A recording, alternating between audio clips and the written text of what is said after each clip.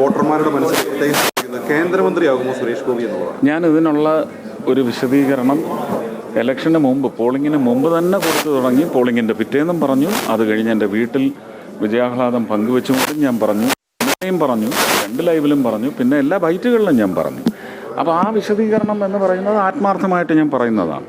ആ ആത്മാർത്ഥതയെ ചോദ്യം ചെയ്യുന്ന ഒരു നടപടിയും എൻ്റെ ഭാഗത്ത് നിന്ന് ഉണ്ടാവില്ല.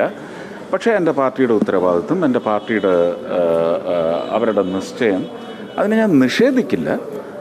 പക്ഷേ ഞാൻ എൻ്റെ സ്റ്റാൻഡ് ഞാൻ അവിടെ വ്യക്തമാക്കും.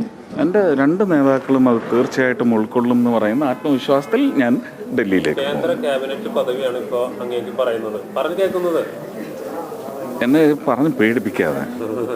എനിക്ക് സിനിമ എന്ന് പറയുന്നത് പാഷനാണെന്ന് ഞാൻ എൻ്റെ പ്രിയ കലാസ്നേഹികളോട്, എന്നെ ഒരുപക്ഷെ ഇഷ്ടപ്പെട്ടതിന് ഒരു വേദി ആയി വന്നത് സിനിമയാണ്. ഞാൻ എൻ്റെ അച്ഛനെയും അമ്മയും പുറന്തള്ളുന്നത് പോലെ ആവരുത് എന്ന് പറയുന്ന ഒരു വളരെ പാഷനറ്റായിട്ടുള്ള ഒരാഗ്രഹം. അതിനുവേണ്ടി ഞാൻ നിലകൊള്ളും. പക്ഷേ ഏറ്റെടുത്ത ഉത്തരവാദിത്വത്തിന് ഇത് അനിവാര്യതയാണ്. എൻ്റെ നേതാക്കൾ എന്നോട് പറയുന്നത് ഞാൻ അനുസരിക്കും.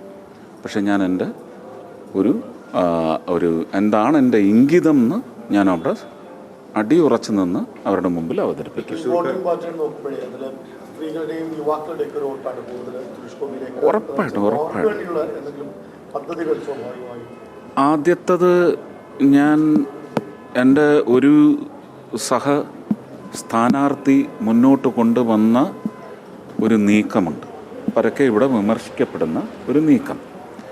എങ്ങനെ വീട്ടിലെ സ്ത്രീകൾ ഒരുപക്ഷെ അവരുടെ കയ്യിലുള്ള അവസാനത്തെ ഇറ്റ് സ്വർണം കൊണ്ട് ചെന്ന് വെച്ച് അവരുടെ ജീവിതം തന്നെ അടിമപ്പെടുത്തുന്ന തരത്തിലേക്ക് മാറ്റിയ ഒരു എഴുത്തിൻ്റെ കാര്യം എന്നോട് ആദ്യം മുതലേ ആൾക്കാർ പറയുന്നുണ്ട്.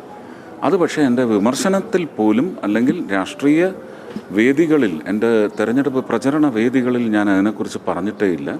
കാരണം അതിൻ്റെ പേരിൽ ഒരു വോട്ട് എനിക്ക് വേണ്ട. പക്ഷേ ഇത്രയും വോട്ട് കിട്ടി നിൽക്കുമ്പോൾ ഇവിടുത്തെ നാരീശക്തിക്ക് എനിക്ക് തിരിച്ചു നൽകാൻ പറ്റുന്നത് നബാർഡുമായി ബന്ധപ്പെട്ട് പ്രധാനമന്ത്രിയെ കൊണ്ട് സംസാരിപ്പിച്ച് ആ തീരുമാന മാറ്റം പുനഃക്രമീകരിച്ച് പഴയ തീരുമാനത്തിലേക്ക് കൊണ്ടുവരാൻ വേണ്ടി, അതായിരിക്കും ഇവിടുത്തെ കേരളത്തിലെ മുഴുവൻ സ്ത്രീ ജനങ്ങൾക്കുള്ള, വീട് നടത്തുന്ന അനിയത്തിമാരാണെങ്കിൽ പോലും, അവരമ്മമാരാണെങ്കിൽ അവർക്ക് വേണ്ടിയുള്ള സമർപ്പണം. ഇലക്ഷന് മുമ്പ് ശ്രീ സുരേഷ് ഗോപി പറഞ്ഞു കൊച്ചി മെട്രോ തൃശ്ശൂരിലേക്ക് നീട്ടുന്ന കാര്യം, അതിൻ്റെ ഒരു പ്രയോറിറ്റി. നീട്ടും എന്നല്ല പറഞ്ഞു, നീട്ടാൻ വേണ്ടിയുള്ള ശ്രമം നടത്തും. അതിപ്പോഴും ഉറച്ചു നിൽക്കുന്നു. അതിൻ്റെ ടെക്നിക്കാലിറ്റി അറിയണം. ബെഹ്റാജിയായിട്ട് കഴിഞ്ഞ ഒരു 6-7 വർഷമായിട്ട് സംസാരിക്കുന്ന കാര്യമാണ്. ബെഹ്റാജിക്ക് മുമ്പ് ഇരുന്ന് ഹനീഷ് സാറിനോടും സംസാരിച്ച കാര്യമാണ്. അദ്ദേഹം അതുകൊണ്ടാണ് എന്നെ അന്ന് അംബാസഡർ ആക്കാൻ നോക്കിയത്. അപ്പോൾ ഇവിടുത്തെ ചില ആൾക്കാർക്ക് ഉടനെ അത് ചാണകമായി മാറും എന്ന് പറഞ്ഞു. ഇനിയിപ്പോൾ പാർലമെന്റിൽ അവർ ഈ ചാണകത്തെ സഹിക്കട്ടെ. തൃശ്ശൂർ പൂരം എല്ലാ കാലത്തും വലിയ പ്രതിസന്ധി നേരിടുന്നുണ്ട്. ഇത്തവണ അവസാനം തൃശ്ശൂർ പൂരം നടത്തുന്നതിന് പുതിയ നറേറ്റീവ് ഉണ്ടാവും, പുതിയ സ്ക്രിപ്റ്റ് ഉണ്ടാവും. അത് ഞാൻ അന്ന് പറഞ്ഞതാണ്.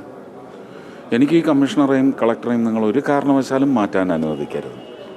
അവരെ നിർത്തി അന്ന് തറച്ച് ജനങ്ങളുടെ ആസ്വാദന അവകാശത്തിലും അവരുടെ ആരാധന അവകാശത്തിലും അവരുടെ പൂരം എന്ന് പറയുന്ന ഒരു കമ്പോണൻറ്റിൽ അന്ന് വീണ മാലിന്യം ശുദ്ധീകരിക്കും, സുഗന്ധപൂരിതമാക്കും.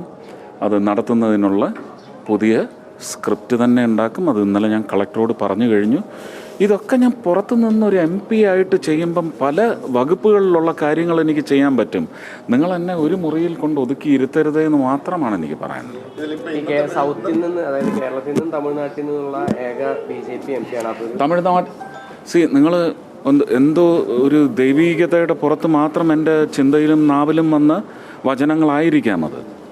എൻ്റെ ചിന്തയിൽ അതിന് മുമ്പുണ്ടായിരുന്നില്ല അത്. പക്ഷേ ഞാൻ സംസാരിച്ച ഇടങ്ങളിൽ എനിക്ക് തോന്നുന്നു 99% എൻ്റെ വർത്തമാനത്തിലും പ്രസംഗങ്ങളിലും ഞാൻ പറഞ്ഞത്, ഞാൻ തൃശ്ശൂർക്കാർ തിരഞ്ഞെടുക്കുന്ന MP ആയാൽ ഞാൻ തൃശ്ശൂർ ഒതുങ്ങി നിൽക്കില്ല.